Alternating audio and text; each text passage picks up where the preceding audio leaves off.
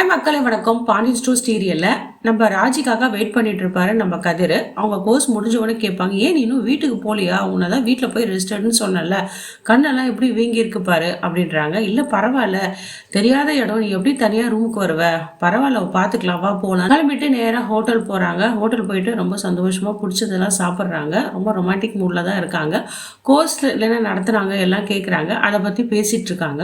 நம்ம மீனா வந்து கோமதி வீட்டுக்கு வராங்க. வந்த உடனே அங்கே ராஜி வந்து, அண்ணி பாருங்க நீ அம்மா ரொம்ப அலப்பறை பண்ணுறாங்க, தாங்க முடியல, என்னென்னவோ பண்ணிட்டு இருக்காங்க, லெட்டர்லாம் எழுதிட்டு இருக்காங்கன்னு சொல்கிறாங்க. என்னது அத்தை லெட்டர்லாம் எழுதிட்டு இருக்காங்களா என்ன அப்படின்ட்டு போய் கோமதியை பார்க்குறாங்க. என்னடி எல்லாம் சும்மா என்ன கிண்டல் பண்ணிட்டு இருக்கீங்க, நான் என் வீட்டுக்காருக்கு லெட்டர் எழுதுறேன் அப்படின்றாங்க. ஏன் இது மாதிரிலாம் பண்ணுறீங்க, பின் என்னடி நானும் எவ்வளோ அவர்கிட்ட அன்பாகவும் சொல்லி பார்த்துட்டேன், உடம்பு முடியாமலும் நடிச்சு பார்த்துட்டேன், கெஞ்சி கூத்தாடுறேன், அவர் என்கிட்ட முகம் கொடுத்து கூட பேச மாட்டுறாரு, மூஞ்சி இப்படி திருப்பிட்டு போகிறாரு, எனக்கு எவ்வளோ கஷ்டமாக இருக்குது தெரியுமா, நான் என்னடி பண்ணுறது, தெரியாமல் ஒரு பொய் சொல்லிட்டேன் அவ்வளோதானே, அதுக்கு இப்படியா பண்ணுவார் இந்த மனுஷன்றாங்க. சரி விடுகத்த, மாமா ஏதோ கோவத்தில் இருக்காரு, நாள் பட சரியாயிடும், கவலைப்படாதீங்கன்றாரு. அது மட்டும் எப்படி, ராஜு மட்டும் அவங்க அப்பாவுக்கும் சித்தப்பாக்கும் லெட்டர் எழுதினால, அது மாதிரி நானும் என் வீட்டுக்காருக்கு அன்புள்ள அத்தான் எப்படி இருக்கீங்கன்னு எழுதுறேன்னு எல்லாம் சிரிச்சு கிண்டல் பண்ணுவாங்க. இருங்கடி ரொம்ப பண்ணுறீங்க, என்னை கிண்டலாக பண்ணுறீங்க, என் புருஷனுக்கு நான் லெட்டர் எழுதுவேன், உங்களுக்கு என்ன வந்துச்சுன்னு கோமதி சொல்கிறாங்க.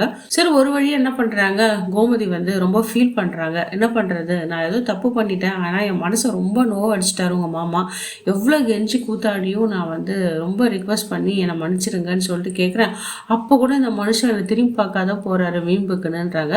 சரி இப்போ என்ன, நீங்கள் லெட்டர் தானே எழுதுனா நீங்கள் எழுதுங்க, நானும் வரேன் கூட போய் கொடுத்துடலாம் அப்படின்னு சொல்கிறாங்க. உடனே வந்து நான் அப்படியே ஆஃபீஸ் போயிடுறேன்றாங்க. சரிடி நீ ஒரு ஆட்டோ புக் பண்ணு, நான் அதுக்குள்ளே லெட்டர்லாம் எழுதிடுறாங்க.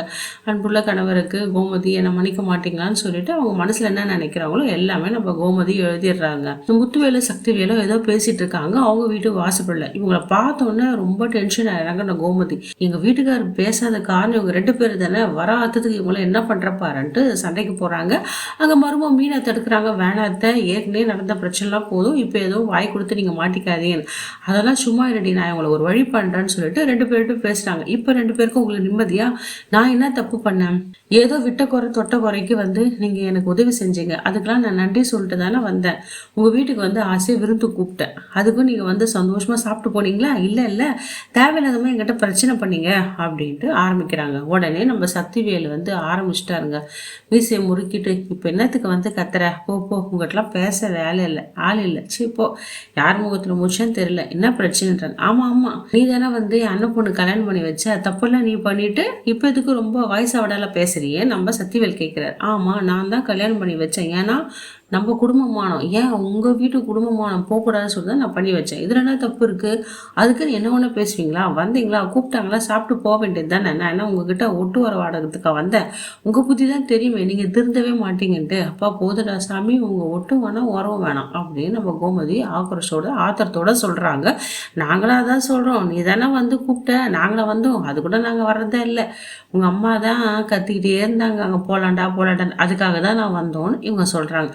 போதுடா சாமி, உங்களை கையெடுத்து கும்பிட்றேன், உங்களால தான், நீ வந்து பிரச்சனை பண்ணதால தான் என் தாலி கட்டின புருஷன் என்கிட்ட முகம் கொடுத்து கூட பேசல, நீங்கள் மூஞ்சி கொடுத்து கூட பேச மாட்டாரு, அந்த கஷ்டம் எனக்கு தான் தெரியுன்றாங்க. நாங்களாக பார்த்து வச்ச பையனாக இருந்தால் வந்து என்னடா ஏன் தங்கச்சிக்கிட்ட பேசுகிறேன்னு சொல்லிட்டு அதட்டலாம், நீ இழுத்துன்னு ஓனவ தானே, நான் எதுக்கு அவனுக்கிட்டலாம் வந்து பேசினா, எங்களுக்குன்னா தலையெழுத்தா, வேலையை பாரு அப்படின்ட்டு இந்த சக்திவேல் சொல்லிடுறாருங்க. எல்லாத்துக்கும் இந்த உலக்கையாட்டம் இந்த முத்துவேல் நின்றுட்டே தான் இருக்கான். அந்தாலும் எதுக்கும் பதில் சொல்கிறதாவே இல்லை. இந்த கோமதி வந்து கத்தி ஆர்ப்பாட்டம் பண்ணுறாங்க. எல்லாம் என் தலை எழுத்து, உங்களால் தான் இப்படி ஆகிப்போச்சு, ஒரு அன்பு பாசம் எதனா இருக்கா, அண்ணா பகை சண்டை எப்பொழுது முடிஞ்சா பொழுது போனால் சண்டைக்கே தெரியுறீங்க, எல்லாம் என் தலையெழுத்துன்னு சொல்லிட்டு கோமதி அங்கேருந்து கிளம்பிடுறாங்க வேகமாக. அங்கே போயிடுறாங்க. அங்கே போனவுடனே நம்ம பாண்டி ஷாக் ஆகிறாரு. என்ன திருப்பி வந்துட்டாலே, என்ன பிரச்சனை எடுத்துகிட்டு வராளே தெரியல.